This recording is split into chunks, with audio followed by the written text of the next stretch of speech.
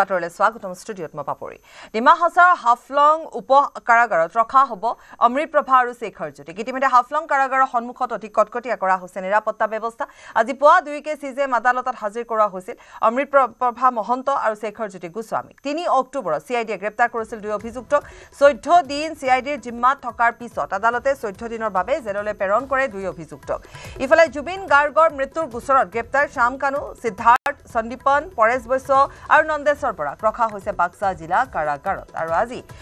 হয়তো বাক্সাত যেতিয়া কাৰাগাৰলৈ অনা হৈছিল সেই সময়ছোৱাত হোৱা পৰিস্থিতিৰ প্ৰতি লক্ষ্য ৰাখি আজি হাফলঙলৈ বুলি লৈ যোৱা হৈছে আৰু কিছু সময় পিছতে হাফলঙত উপস্থিত হ'বগৈ কাৰণ পুৱাৰ ভাগতে যেহেতু লৈ যোৱা হৈছে গতিকে হাফলঙত উপস্থিত হ'বগৈ হাফলঙৰ কাৰাগাৰলৈ প্ৰেৰণ কৰা হ'ব দুই অভিযুক্তক 3 অক্টোবৰত গ্ৰেপ্তাৰ কৰিছিল আজি 27 নং ৰাষ্ট্ৰীয় ঘাইপথেৰে শেখৰ আৰু অমৃত প্ৰভাক লৈ যোৱা হৈছে এতিয়া চাবলৈ গ'লে বাকি 4 জনক বাক্সাত ৰখা হৈছে আৰু ইফালে শেখৰ জ্যোতি আৰু অমৃত প্ৰভাক আজি হাফলঙৰ কাৰাগাৰলৈ লৈ যোৱা হৈছে হাফলং উপ কাৰাগাৰৰ সন্মুখত কটকটীয়া নিৰাপত্তা ব্যৱস্থা গ্ৰহণ কৰা হৈছে এয়া হৈছে হাফলং উপ কাৰাগাৰ আৰু এই উপ কাৰাগাৰত জানিব পৰা অনুসৰি বৰ বিশেষ এটা তাত কয়দী নাই গতিকে সেই উপ কাৰাগাৰতে লৈ যোৱা হৈছে শেখৰ জ্যোতি আৰু অমৃত প্ৰভাক আমি জনাম 14 দিনৰ ন্যায়িক জিম্মালৈ প্ৰেৰণ কৰা বা ইতিমধ্যে আমি কৈছোৱে যে ইয়াৰ পিছত কাৰাগাৰলৈ শেখৰ আৰু অমৃত প্ৰভাক প্ৰেৰণ কৰা এয়া হৈছে হাফলং উপ কাৰাগাৰত আজি লৈ যোৱা হয় কিন্তু প্ৰথম অৱস্থাত দেখিবলৈ পোৱা গৈছিলে যে আসলতে অমৃত প্ৰভা আৰু শেখৰ জ্যোতি কলৈ লৈ যোৱা হৈছে সেয়া প্ৰথমতে জানিব পৰা হোৱা নাছিলে আৰু পৰৱৰ্তী সময়ত যেতিয়া বাহন আৰম্ভ হৈছিল যাত্ৰা আৰম্ভ হৈছিল তাৰ পিছত কিছু সেইখিনি সময়ত আসলতে বুজিব পৰা হোৱা নাছিলে যে প্ৰকৃততে কলৈ লৈ যোৱা হৈছে কাৰণ বাক্সাত যেটো ঘটনা ঘটিল তাৰ প্ৰতি লক্ষ্য ৰাখি এখিনি ব্যৱস্থা গ্ৰহণ কৰিলে প্ৰশাসনে গ্ৰহণ কৰিলে যাতে হেতু পুনৰাবৃত্তি নহওক সেই পৰিস্থিতিৰ যাতে পুনৰাবৃত্তি নহওক আৰু হয়তোবা হাফলং বা ডিফু এনেকুৱা স্থানৰ সেই পথৰে যেটা গৈ থকা হৈছিল তেনে ধৰণে সম্ভাৱনীয়তা দেখিবলৈ পোৱা গৈছিল সন্দেহ কৰা হৈছিল যে হয়তো হাফলঙলৈ বা হয়তো ডিফুলৈ লৈ যোৱা হ'ব কাৰণ তেনেকুৱা ঠাইত যথেষ্ট তেওঁলোকে সুৰক্ষিত বুলি ভাবিলে প্ৰশাসনে ভাবিলে যে সেই সমূহ স্থান সুৰক্ষিত হ'ব পাহাৰীয়া ঠাই গতিকে তাত হয়তো যেহেতু তেনেকুৱা এটা পৰিস্থিতিৰ উদ্ভৱ নোহোৱাৰ সম্ভাৱনা থাকিব কাৰণ তাত অনুৰাগী হয়তো কমো হ'ব পাৰে বা তেনেকুৱা ধৰণৰ কিবা এটা দিশ তেওঁলোকে চালে আৰু সেই এটা স্মাৰ্ট মুভ কৰা বুলি এক প্ৰকাৰ ক'ব পাৰি গতিকে তেনে ধৰণৰ এটা কথাৰ প্ৰতি লক্ষ্য ৰাখি হাফলঙলৈ লৈ যোৱা হ'ল হাফলং উপ কাৰাগাৰ যেটো ভিজুৱেলছ আমি আপোনালোকক দেখুৱাইছো ইয়াত ৰখা হ'ব আৰু জানিব পৰা অনুসৰি আৰু কিছু মুহূৰ্তৰ পিছতে তেওঁলোকে হাফলঙৰ এই উপ কাৰাগাৰলৈ তেওঁলোকক প্ৰেৰণ কৰা হ'ব 14 দিনৰ সিআইডি জিম্মাত আছিল আৰু তাৰ পিছতে এতিয়া জেললৈ প্ৰেৰণ কৰা হৈছে আমি আকৌ এবাৰ এইখিনিতে উল্লেখ কৰিম এই শেখৰ আৰু ইফালে অমৃত প্ৰভা দুয়ো গৰাকী আছিল এই গোটেই কেইজন এতিয়ালৈকে বাকি দুজন তেওঁৰ পিএছক বাদ দি বাকি শেখৰ জ্যোতি গোস্বামী হওক সিদ্ধাৰ্থ শৰ্মা হওক শ্যাম কানু মহন্ত বা অমৃত প্ৰভা এই চাৰিওজনে কিন্তু ইয়াৰ পাৰ্টিত আছিল আৰু বিশেষকৈ শেখৰ জ্যোতি গোস্বামী যেতিয়া তেওঁ ইয়ালৈ আহিছিল অসমলৈ তেওঁ সেই দিনাখনে যেতিয়া মৃতদেহৰ লগতে তেওঁ আহিছিল বুলি তেওঁ কয় যে সেইখন বিমানতে তেওঁ আহিছিল তেওঁ নজনাকৈ আৰু আহিয়ে তেওঁ কিছুমান আবেগিক পোষ্ট দিছিল আৰু কিছু অভিযোগ সিদ্ধাৰ্থ শৰ্মাৰ বিৰুদ্ধে আনিছিল আৰু সেই অভিযোগবোৰৰ প্ৰতি লক্ষ্য ৰাখি তেওঁক বহুবাৰ তেওঁক এছআইটিয়ে জেৰা চলালে আৰু অৱশেষত তেওঁকো গ্ৰেপ্তাৰ কৰা হ'ল আৰু ইফালে অমৃত প্ৰভাৰ কথা আমি কৈছোঁ তেওঁ ইয়াত পাৰ্টিত আছিলে আৰু থকাৰ পিছত তেওঁক মতা হ'ল দুবাৰ তিনিবাৰ মতাৰ পিছতে তেওঁৰ পৰা তেওঁ বহুখিনি কথাই ক'লে এতিয়া কি ক'লে সেইসমূহ এতিয়ালৈকে পোহৰলৈ নাই অহা বাৰু যিয়ে নহওক তেওঁকো তাতে গ্ৰেপ্তাৰ কৰা হ'ল বাকী থাকিল সিদ্ধাৰ্থ শৰ্মা শ্যাম কানু সেয়া সকলোৱে জানে যে কি পৰিস্থিতি বা কেনেকুৱা ধৰণে তেওঁলোকক অনা হ'ল গ্ৰেপ্তাৰ কৰা হ'ল সেইখিনি আকৌ এবাৰ কোৱাৰ কোনো প্ৰয়োজনীয়তা নাই কিন্তু আজি যেটো আসলতে কৰা হ'ল সেয়া এক প্ৰকাৰ আমি আকৌ এবাৰ কৈছোঁ এটা স্মাৰ্ট মুভ বুলি ক'ব পাৰি হাফলং উপ কাৰাগাৰৰ সন্মুখত আজি কটকটীয়া নিৰাপত্তা গঢ়ি তোলা হয় আৰু তালৈ প্ৰেৰণ কৰা হয় আৰু যেহেতু বাক্সাৰ প্ৰতি লক্ষ্য ৰাখি কাৰণ বাক্সাত যেটো ঘটনা ঘটিল যেটো ঘটনা আসলতে আমি কৈছোঁ যে এতিয়ালৈকে প্ৰায় 15 জনক আটক কৰা হৈছে 5 জনক গ্ৰেপ্তাৰ কৰা হৈছে যথেষ্ট আঘাতপ্ৰাপ্ত হ'ল খেলগুটি নিক্ষেপ হ'ল গতিকে যিমানবোৰ যেটো এটা দুৰ্ভাগ্যজনক ঘটনা বাক্সাত ঘটিল তেনেকুৱা এটা ঘটনাৰ যাতে পুনৰাবৃত্তি নহওক তাৰ প্ৰতি লক্ষ্য ৰাখি এনে ধৰণে এই ব্যৱস্থাটো গ্ৰহণ কৰা হ'ল যেটো ব্যৱস্থাত আসলতে কোনো বৰ প্ৰথম অৱস্থাত কোনো ভূ পোৱা নাছিলে কিন্তু লাহে লাহে কথাবোৰ পৰিষ্কাৰ হ'বলৈ আৰম্ভ কৰিলে আৰু অৱশেষত জানিব পৰা গ'ল যে হাফলঙলৈ দুয়োগৰাকীকে লৈ যোৱা হৈছে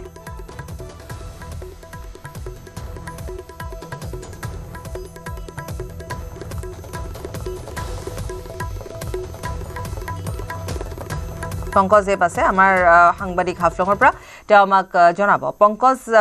ক'ত পাইছে গৈ এতিয়ালৈকে আপোনাৰ হাতত থকা তথ্য অনুসৰি হয় পাপৰি এতিয়া যেটো আমি তথ্য পাইছো অলপ আগতে লাংটিং ক্ৰছ হৈছে ডিমা হাছাও জিলা লামডিং হৈ মান্দাৰডিছা হাতীখালী দেন লাংটিং ক্ৰছ হৈছে ইতিমধ্যে আমি গম পাইছো আৰু ইতিমধ্যে আমি দেখা পাইছো যে হাফলঙত নিৰাপত্তা ব্যৱস্থা কটকটীয়া কৰা হৈছে গোটেই চহৰ জুৰি ঠায়ে ঠায়ে পুলিচ মোতায়েন কৰা হৈছে CRPF মোতায়েন কৰা হৈছে আৰু ইতিমধ্যে আমি দেখা পাইছো যে হাফলং সাব জেল চৌহদী আছে তাতো কিন্তু সিকিউৰিটি বিফট আপ কৰা হৈছে হয়তো আৰু এক ঘণ্টাৰ ভিতৰত হয়তো শেখৰজ্যোতি গোস্বামী আৰু অমৃতপ্ৰভা মহন্ত তেওঁলোকক লৈ অহা হ'ব আৰু ইতিমধ্যে গোটেই প্ৰিপাৰেচনটো ফাইনেল হ'ল আৰু হয়তো অলপ পাছত 1 ঘণ্টা মেক্সিমাম হয়তো 1 ঘণ্টা লাগিব এতিয়া আপোনালোকে দেখা পাইছে এয়া যিটো এতিয়া হাফলং সাব জেলৰ এই গোটেই পৰিৱেশটো দেখা পাইছে কটকটীয়া নিৰাপত্তা ব্যৱস্থা কৰা হৈছে আৰু এই জেল যিটো আছে এই সাব জেলতে আজি নিশা শেখৰজ্যোতি গোস্বামী আৰু অমৃতপ্ৰভা মহন্তক ৰখা হ'ব আসলতে পাপুৰি এটা কথা ক'ব লাগিব যে হাফলং সাব জেলৰ কিন্তু কিছুমান অতীতৰ কাহিনী আছে এই সাব জেল ব্ৰেক কৰি কিন্তু বহুত দুৰ্দৰ্শ জংগী পলাই গৈছিল আৰু আজি এই যিটো সাব জেলতে আসলতে শেখৰজ্যোতি গোস্বামী আৰু অমৃতপ্ৰভা মহন্তক ৰখা হ'ব আসলতে তেওঁলোকে গোটেই ব্যৱস্থাটো কি কৰিছে বা ভিতৰৰ পৰিৱেশ কেনেকুৱা আছে এইটো আমি এতিয়ালৈকে গম পোৱা নাই আৰু কি পৰিস্থিতিত ৰখা হ'ব কি ধৰণৰ সিকিউৰিটি বিফট আপ কৰা হ'ব আৰু আসলতে হাফলঙত কিয় অনা হৈছে এইটো কিন্তু এটা ডাঙৰ এটা প্ৰশ্ন পাপৰি হয় আসলতে হাফলঙত নিয়াৰ কাৰণটো এক প্ৰকাৰ চাবলৈ গ'লে বাক্সাত যিটো পৰিস্থিতিৰ সৃষ্টি হ'ল তেনেকুৱা এটা পৰিস্থিতি হয়তো পাহাৰত নহ'ব বুলি পেলাই এটা সম্ভাৱনীয়তা বা তেওঁলোকে এটা ভাবি লৈছে এটা ধাৰণা কৰি লৈছে যে তেনেকুৱা এটা পৰিস্থিতি হয়তো পাহাৰত নহ'ব আৰু তাৰ উপৰিও যিহেতু তেনেধৰণে চাবলৈ গ'লে ডিফু বা হাফলঙে তেনেকুৱা ধৰণৰ এটা সুৰক্ষিত স্থান বুলি হয়তো চৰকাৰ প্ৰশাসনে ভাবিলে আৰু সেইবাবে তেওঁলোকে তালৈ নিয়াৰ কথাটো এটা সিদ্ধান্ত ল'লে আৰু বাক্সাত যিটো ঘটিল আচলতে সেইটোৰ যাতে পুনৰাবৃত্তি নহওক তাৰ প্ৰতি লক্ষ্য ৰাখি তেওঁলোকে হাফলং নিৰ্বাচন কৰিলে আৰু গতিকে এতিয়া তালৈ লৈ যোৱা হৈছে আমি আৰু এটা কথা জানিম যে হাফলঙৰ এই উপ কাৰাগাৰ চহৰ অঞ্চলৰ পৰা কিমান দূৰত আছে হাফলঙৰ সাব জেলটো হাফলং যিটো সদৰ আৰক্ষী থানা যিটো আছে এইটোৰ একদম লগোৱা ধৰি লওক 10 মিটাৰ একদম একেই বাউণ্ডাৰী সেইফালে হাফলং থানা আৰু এইফালে হৈ গ'ল আপোনাৰ হাফলং সাব জেল আৰু চহৰৰ একদম মাজমজিয়াত আচলতে নিৰাপত্তাৰ ক্ষেত্ৰত যদি আমি ক'বলৈ যাওঁ হাফলং সাব জেল নিৰাপত্তাৰ ক্ষেত্ৰত কোনো ধৰণৰ ত্ৰুটি নাই আমি ক'ব পাৰো আৰু এটা ভাল এটা ঠাইত আছে গোটেই আমি যদি দেখা পাওঁ যে আমাৰ জিলা আয়ুক্ত কাৰ্যালয়টো একদম ওচৰত ইয়াত SP অফিচটো বেছি দূৰত নহয় আনহাতে সদৰ যিটো আৰক্ষী থানা আছে এই আৰক্ষী থানা একদম লগত তেনে ক্ষেত্ৰত নিৰাপত্তাৰ ক্ষেত্ৰত সেই ধৰণৰ কোনো ধৰণৰ সমস্যা নহ'ব এইটো কিন্তু এটা নিশ্চিত কিন্তু প্ৰশ্নটো হ'ল যে গোটেই ধৰি লওক আজি গুৱাহাটী আজি নগাঁও আজি ধৰি লওক যোৰহাট তেনেকুৱা ডাঙৰ ঠাই বা ডাঙৰ চেন্ট্ৰেল জেল বাদ দি হাফলঙত অনাৰ ৰহস্যটো কি সেইটো কিন্তু এটা ডাঙৰ এটা প্ৰশ্ন পাপৰি নিশ্চয় গতিকে সেইটো এটা ডাঙৰ প্ৰশ্ন আৰু আমি ইতিমধ্যে কৈছোঁ যে সুৰক্ষাৰ প্ৰতি লক্ষ্য ৰাখি সুৰক্ষা ব্যৱস্থাৰ প্ৰতি লক্ষ্য ৰাখি আচলতে হাফলং বা ডিফু তেনেকুৱা ধৰণৰ স্থান এটা চালে আৰু লাষ্ট শেষ মুহূৰ্তলৈকে আচলতে কাকো ধৰিবলৈ নিদিলে বা কোনো ধাৰণা কৰিব নোৱাৰিলে প্ৰকৃততে কলৈ লৈ যোৱা হৈছে অৱশেষত যেতিয়া পথ নিৰ্দেশনা দেখিবলৈ পোৱা গ'ল তেতিয়া দেখিবলৈ পোৱা গ'ল যে হাফলং লৈ যোৱা হ'ব আপুনি কিছু আগবঢ়া দেখিবলৈ পাইছোঁ কিবা খবৰ আছে আপডেট আছে পাপৰি এতিয়া আমি দেখা পাইছো যে আমাৰ এডিশ্যনেল SP ক্ৰাইম ইয়াত আহি উপস্থিত আছে আমি তেওঁৰ লগত অলপ কথা পাতি ল'ম ছাৰ কি ক'ব আজি কি ধৰণৰ আপোনালোকে চিকিউৰিটি ব্যৱস্থা আপোনালোকে কেনেকা কৰিছে আপোনালোকে কি ক'ব গোটেই ব্যৱস্থা নাই এতিয়া আপোনালোকে চাই আছে এতিয়া মই একো ক'ব বিচৰা নাই বাৰু থেংক ইউ তথাপি চিকিউৰিটি কেনেকা কৰিছে কি ধৰণৰ ব্যৱস্থা কৰিছে আপোনালোকে এতিয়া চাই আছে আপোনালোকে আমাৰ চিকিউৰিটি যিমানখিনি যেনেকৈ কৰিব লাগে আমি কৰি আছো বাৰু থেংক ইউ মানে এই জেলত আপোনাৰ কিমান ব্যৱস্থাটো কেনেকুৱা কি ব্যৱস্থা কথা কৈছে মানে গোটেই যিটো ব্যৱস্থা যিটো আপোনালোকৰ মানে কিমানজন থাকিব পাৰিব নাই সেইটো জেল অথৰিটিহে ক'ব পাৰিব আমিতো ক'ব নোৱাৰিম বাৰু জেলৰ ভিতৰত কিয় এনে চিকিউৰিটি আপোনালোকে পুৰা টাইট কৰিছে আমি ঠিকে ঠাকে কৰিছো বাৰু যিখিনি দৰকাৰ থেংক ইউ হয় পাপৰি আচলতে এতিয়া এডিশ্যনেল SP ক্ৰাইম আছিলে আমাৰ ফাৰুক আহমেদ তেওঁ কৈছে যে গোটেই যিটো চিকিউৰিটি বিফটাপ যিটো নিৰাপত্তাৰ ক্ষেত্ৰত যিটো নিৰাপত্তা ব্যৱস্থা গোটেই কটকটীয়া কৰা হৈছে এই ক্ষেত্ৰত তেওঁলোকে কোনো ধৰণৰ হুমা ৰখা নাই আৰু গোটেই মানে নিশ্চিত কৰিছে চিকিউৰিটিৰ ক্ষেত্ৰতো তেনে ক্ষেত্ৰত আমি ক'ব পাৰো যে শেখৰজ্যোতি গোস্বামী আচলতে জুবিন গাৰ্গ মৃত্যুৰ যিটো ঘটনা এই ঘটনাৰ লগত যিটো অভিযুক্ত আছে শেখৰজ্যোতি গোস্বামী আৰু অমৃতপ্ৰভা মহন্ত তেওঁলোকক হাফলঙত আজি নিশা ৰখা হ'ব বা কিমান দিন থাকিব এইটো হয়তো আমি পাছত হয়তো গম পাম কিন্তু এটা কথা নিশ্চিত যে ইয়াত নিৰাপত্তাৰ ক্ষেত্ৰত হওক বা সুৰক্ষাৰ ক্ষেত্ৰত কোনো ধৰণৰ ত্ৰুটি নহ'ব পাপৰি নিশ্চয় পংকজ আমি আপোনাৰ সৈতে সংযুক্ত হ'ম আৰু কিমান সময় থাকিব পাৰে আপোনাৰ প্ৰায় 1 ঘণ্টা বুলি আপুনি ক'লে গতিকে আপুনি তাতে সেই স্থানতে যিহেতু থাকিব গতিকে যেতিয়াই প্ৰৱেশ কৰিব আমি আপোনাৰ সৈতে পুনৰ সংযুক্ত হ'ম এতিয়া ধন্যবাদ জনাইছোঁ চাওক এই মুহূৰ্তত অমৃত প্ৰভা আৰু শেখৰজ্যোতি গোস্বামীক নি থকা হৈছে হাফলং কাৰাগাৰলৈ আৰু এই মুহূৰ্তত যদি আমি ক'বলৈ যাওঁ হোজাই জিলা অতিক্ৰম কৰি তেওঁলোকৰ যি কনভয় সেই কনভয় কিন্তু এই মুহূৰ্তত ডিমা হাছাও জিলাত প্ৰৱেশ কৰিছে ডিমা হাছাও জিলাৰ হাতীখালী মাণ্ডাদিছা এইসমূহ স্থান এই মুহূৰ্তত অতিক্ৰম কৰি লাংটিং আৰু কিছু কিলোমিটাৰ বাকী আছে লাংটিং পাবলৈ আৰু আৰক্ষীৰ এটা বৃহৎ কনভয় আৰক্ষীৰ এটা বৃহৎ নিৰাপত্তা বেষ্টনীৰ মাজেৰে এই দুই অভিযুক্তক এই মুহূৰ্তত নি থকা হৈছে হাফলঙলৈ আৰু আমি যিধৰণে দেখা পাইছোঁ যে হোজাই জিলাই হওক বা ডিমা হাছাও জিলাই হওক এই যি পথেৰে এই মুহূৰ্তত নি থকা হৈছে এই পথৰ ঠায়ে ঠায়ে কিন্তু আৰক্ষী মোতায়েন কৰা এই মুহূৰ্তত দেখিবলৈ পোৱা গৈছে আৰু আমি সামগ্ৰিক দৃশ্য দেখুৱাই আছোঁ যে এনেদৰে বৃহৎ কনভয়ৰ জৰিয়তে দুই অভিযুক্ত ক্ৰমে অমৃতপ্ৰভা মহন্ত আৰু শেখৰজ্যোতি গোস্বামীক ডিমা হাছাও জিলাৰ যি কাৰাগাৰ সেই কাৰাগাৰলৈ নি থকা দৃশ্য আমি দেখুৱাই আছোঁ আমি যি তেওঁলোকৰ যি কনভয় গৈ আছে সেই কনভয়ৰ পাছে পাছে আমিও আগবাঢ়ি গৈ আছোঁ ডিমা হাছাও জিলালৈ হাফলঙলৈ যিহেতু হাফলঙত অমৃতপ্ৰভা মহন্ত আৰু শেখৰজ্যোতি গোস্বামীক ৰখা হ'ব আৰু এনেদৰে পাহাৰৰ ভৈয়ামৰ মাজেৰে তেওঁলোকৰ যি কনভয় সেই কনভয় আগবাঢ়ি গৈ আছে আমিও পাছে পাছে সেই কনভয়ৰ পাছে পাছে গৈ আছোঁ যিহেতু দুই অভিযুক্ত সেই অভিযুক্ত দুগৰাকীক গুৱাহাটীৰ পৰা পোনে পোনে তেওঁলোকক নিয়া হৈ আছে হাফলঙলৈ প্ৰথম অৱস্থাত যদি চৰ্চাত আহিছিলে যে ডিফু কাৰাগাৰত তেওঁলোকক ৰখা হ'ব বুলি হামৰেং কাৰাগাৰত ৰখা হ'ব বুলি কিন্তু সকলো চৰ্চাৰ ইতিমধ্যে অন্ত পৰি পোনে পোনে হাফলঙলৈ নি থকা হৈছে আৰু হাফলঙলৈ নি থকাৰ এই আজি পথ সেই পথৰ আমি এই মুহূৰ্তত দৃশ্য দেখুৱাই আছোঁ ইতিমধ্যে লাংটিং পাবলৈ আৰু কিছু কিলোমিটাৰ বাকী আছে হাতীখালী অতিক্ৰম কৰিছে মাণ্ডাদিছা অতিক্ৰম কৰিছে এতিয়া লাংটিং পাবলৈ আৰু কিছু কিলোমিটাৰ বাকী আছে তাৰপিছত পোনে পোনে মাইবং পাব মাইবং পোৱাৰ পাছত এনেদৰে জাতিংগা পাৰ হৈ হাফলং পাবগৈ আৰু আজি নিশাটো হয়তো তেওঁলোকক ৰখা হ'ব হাফলঙৰ যি কাৰাগাৰ সেই কাৰাগাৰত ৰখা হ'ব আৰু হাফলঙত দেখা গৈছে হাফলঙৰ জিলাৰ এই পথছোৱাৰ ঠায়ে ঠায়ে কিন্তু আৰক্ষীক মোতায়েন কৰি ৰখা হৈছে হাফলঙৰ যি কাৰাগাৰ আছে সেই কাৰাগাৰৰ সেই স্থানতো কিন্তু আৰক্ষীৰ বৃহৎ এটা দল মোতায়েন কৰি ৰখা হৈছে হোজাই জিলা অতিক্ৰম কৰাৰ সময়ত নগাঁও জিলাৰ জ্যেষ্ঠ আৰক্ষী অধীক্ষকগৰাকী পৰিলক্ষিত হৈছে সমান্তৰালভাৱে হোজাই জিলাৰ জ্যেষ্ঠ আৰক্ষী অধীক্ষক সৌৰভ গুপ্তা নিজে ডিমা হাছাও জিলালৈকে আহি ডিমা হাছাও জিলাৰ যি আৰক্ষীয়ে চমজি লোৱাৰ পিছত তেওঁ ডিমা হাছাও জিলাৰ গতাই দিয়াৰ পিছত তেওঁ পোনে পোনে পুনৰ হোজাইলৈ তেওঁ উভতি গৈছে কিন্তু এই মুহূৰ্তত আমি দেখুৱাই আছোঁ এয়া অমৃতপ্ৰভা মহন্ত আৰু শেখৰজ্যোতি গোস্বামীক নি থকা কনভয়ৰ বাহনসমূহৰ দৃশ্য এয়া হৈছে ইতিমধ্যে আৰু লাংটিং পাবলৈ আৰু কিছু সময় বাকী আছে এয়া হৈছে আমি ডিমা হাছাওৰ পৰা পোনপটীয়াভাৱে আমি সামগ্ৰিক দৃশ্য এই মুহূৰ্তত দেখুৱাই আছোঁ এয়া হৈছে হাফলঙলৈ নি থকা অমৃতপ্ৰভা মহন্ত আৰু শেখৰজ্যোতি গোস্বামীৰ কনভয়ৰ দৃশ্য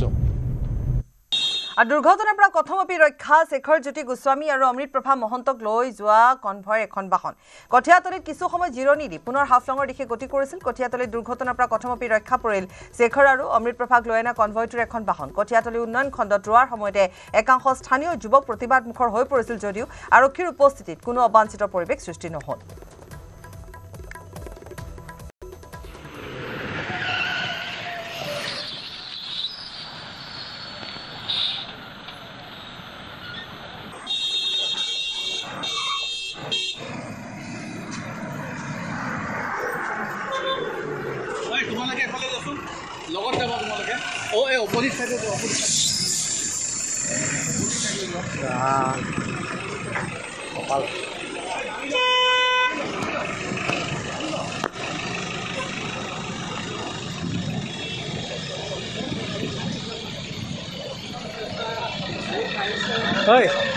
এয়া আছো দে তই আহি গলি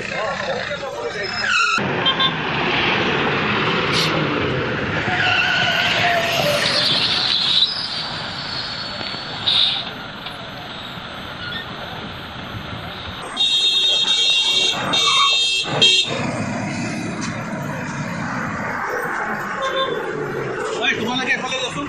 লগত যাবা তোমালোকে এই অপজিট চাইডে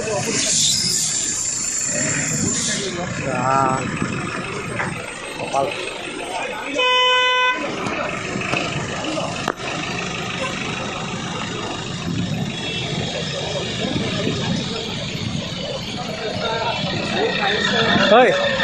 এয়া আছো দে তই আহি গলি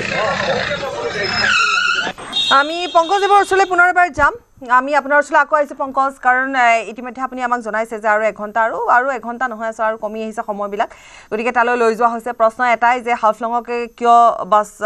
বচা হ'ল বা নিৰ্বাচন কৰা হ'ল হাফলঙত কিয় লৈ যোৱা হ'ল আৰু ইয়াৰে উত্তৰ হয়তো এইটোৱে হ'ব পাৰে যে বাক্সাত যিটো পৰিস্থিতিৰ সৃষ্টি হ'ল উদ্ভৱ হ'ল আৰু যি ধৰণৰ বিক্ষিপ্ত ঘটনা ঘটিল তেনেকুৱা এটা ঘটনা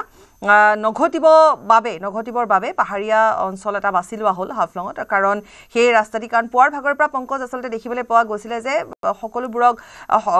এটা ধাৰণা কৰি লোৱা হৈছিলে প্ৰকৃততে কলৈ লৈ যোৱা হ'ব প্ৰথমতে ডিফু বুলি ভবা হ'ল তাৰ পিছত হাফলঙৰ ফালে যেতিয়া মুভ কৰিলে যোৱা হ'ল তেতিয়া ধাৰণা কৰা হ'ল যে হাফলঙলৈকে লৈ যোৱা হ'ব গতিকে তেনেকুৱা ধৰণৰ যাতে কোনো ঘটনা নঘটে তাৰ বাবে আচলতে এইটো এটা পুৱাৰ ভাগত গোটেই কথাখিনি কৰা হ'ল বুলি এক প্ৰকাৰ আমি ধাৰণা কৰি লৈছোঁ আৰু হয়তো কিছু সময় আছে আৰু তাৰ পিছতে আহি তাত সেই স্থানত উপস্থিত হ'বহি আৰু আজি এই উপকাৰাগাৰত প্ৰেৰণ কৰিব গতিকে আমি আকৌ আপোনাৰ ওচৰলৈ আহিছোঁ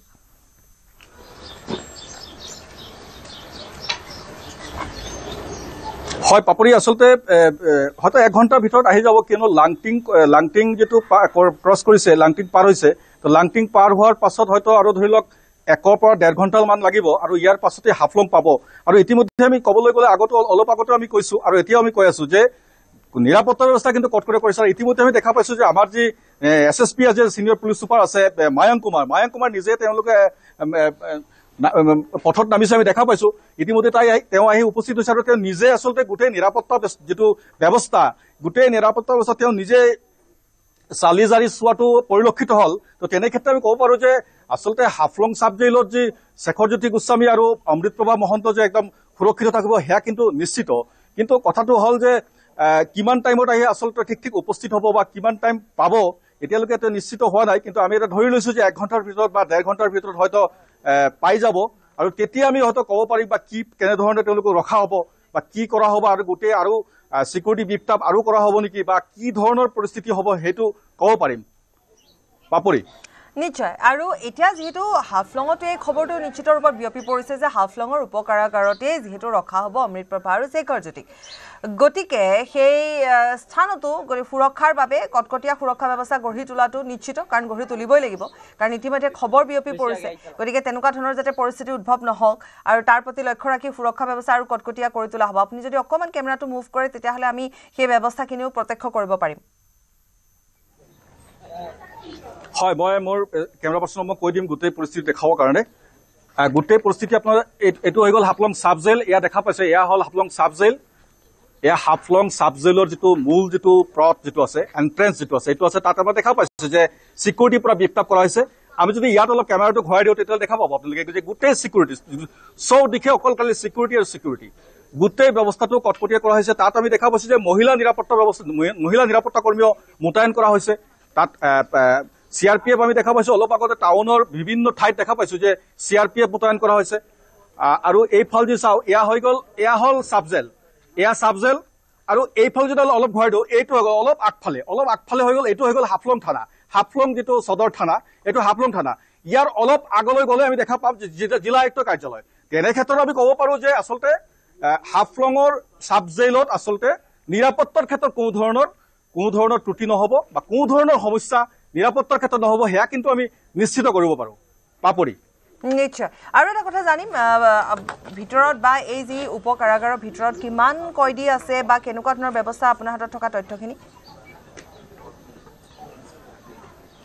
পাপৰি এটা কথা ক'ব লাগিব যে আচলতে হাফলং সাব জেইলৰ যিটো আমি অতীত ইতিহাস যদি আমি দেখিবলৈ যাওঁ অতীতত কিন্তু এই সাব জেইলৰ যিটো আন্তঃগাঁথনি বা ইনফ্ৰাষ্ট্ৰাকচাৰেল যিটো ব্যৱস্থা আছিল এইটো তেনে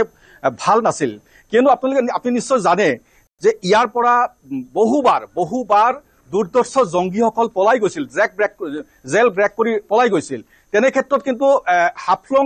সাব জেইল বৰ্তমানৰ যিটো পৰিস্থিতি বৰ্তমানে আমি দেখা পাইছো যে হাফলং সাব জেইলৰ যিটো আন্তঃগাঁথনি এতিয়া বহুতো উন্নত হৈছে আৰু ইতিমধ্যে আমি গম পাইছো যে আগৰ যিটো পুৰণি যিটো জেল যিটো আছিলে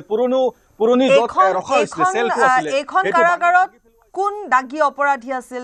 আগতে বা তেনেকুৱা ধৰণৰ কিবা তথ্য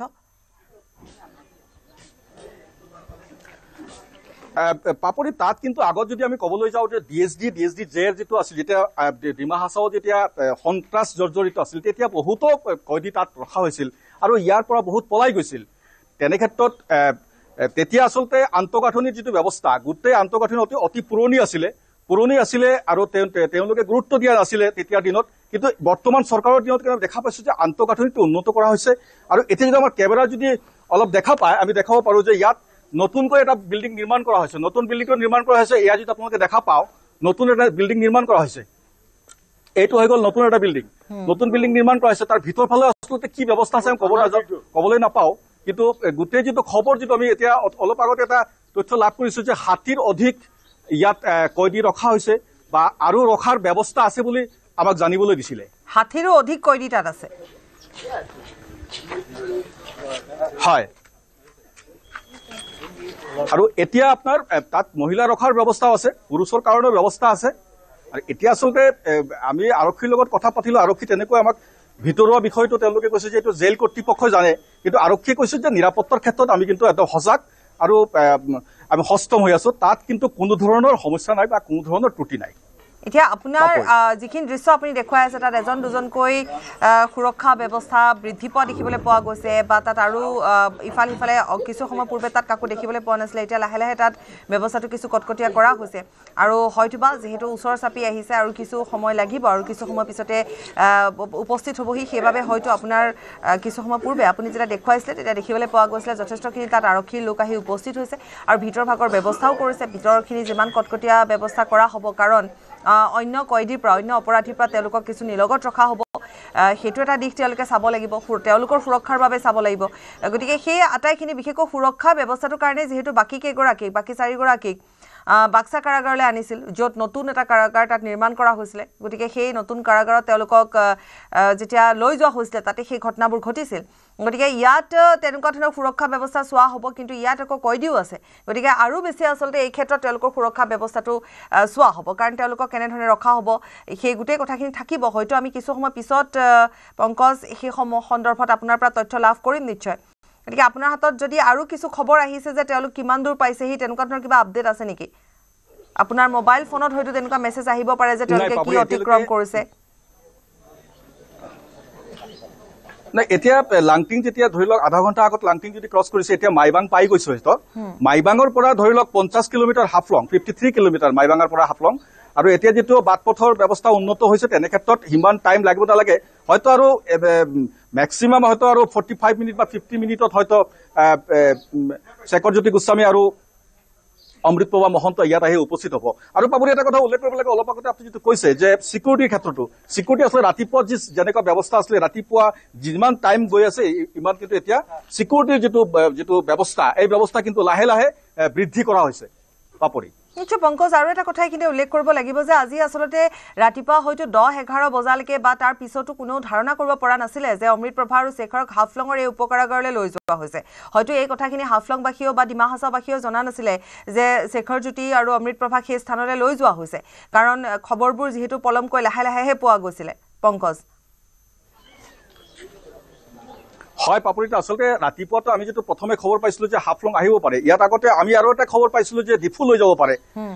যেতিয়া গুৱাহাটীৰ পৰা যেতিয়া গাড়ী এৰিছে তেতিয়াও কিন্তু আমি খবৰ পালো যে যদি বেছি সমস্যা যদি হৈ যায় বা ৰাইজ যদি ওলাই আহে তেনেকুৱা যদি এটা পৰিস্থিতি হয় তেতিয়াহলে হামৰেন লৈ যোৱাৰ এটা প্লেনিং আছিল কিন্তু পাছত আমি নিশ্চিত হলো যে ডিমা হাছাওত আহিব আৰু ডিমা হাছাও যেহেতু আহিব তেতিয়াহলে হাফলং আহিব লাগিব সেইটোই আৰু পাপৰি আচ্ছা ধন্যবাদ জনাম পংকজ আৰু হয়তো কিছু মুহূৰ্ত আৰু আপুনি কোৱাৰ দৰে আৰু হয়তো আধা ঘণ্টা মানৰ ভিতৰতে যেহেতু আহি পাবহি বা তাত উপস্থিত হ'বগে আমি তেতিয়া আকৌ এবাৰ দেখুৱাম কিন্তু এই মুহূৰ্তত পুনৰ কৈছো যে আজি যেতিয়ালৈকে এতিয়া হাফলঙলৈ যোৱাৰ পূৰ্বে ডিফু হওক বা হামৰেং হওক এনেধৰণে এটা ধাৰণা কৰি লোৱা হৈছিলে আৰু এক প্ৰকাৰ আমি আগতেও কৈছোঁ এইটো এটা আচলতে পলিচি কাৰণ যি ধৰণৰ এটা ঘটনা বাক্সাত সংঘটিত হ'ল তেনেকুৱা ধৰণৰ নহওক গতিকে কিছু মানুহ কম হোৱা ঠাইত জনসাধাৰণ কম থকা ঠাইত পাহাৰীয়া অঞ্চল য'ত বৰ বিশেষ এটা তেনেকুৱা ধৰণৰ পৰিৱেশ নহ'ব পাৰে বুলি এটা ধাৰণা কৰি এনেধৰণে লৈ যোৱা হ'ল তাৰ আগলৈকে আচলতে গোটেই কথাবিলাক এনেকুৱা ধৰণৰ আছিলে কোন ঠাইলৈ লৈ যোৱা হৈছে সেয়া জানিবলৈ দিয়া হোৱা নাছিলে বা বুজিবলৈও বৰ অকমান সময় লাগিছিল কিন্তু তাৰ পিছত যেতিয়া পথসমূহ দেখিবলৈ পোৱা গ'ল গতিকে তাৰ পিছতে সেই পথৰ এটা ধাৰণা কৰি জানিব পৰা গ'ল যে হাফলঙৰ ফালে লৈ যোৱা হৈছে গতিকে হাফলং উপকাৰাগাৰ বুলি ইতিমধ্যে নিশ্চিত কৰা হৈছে ধন্যবাদ জনাইছো পংকজক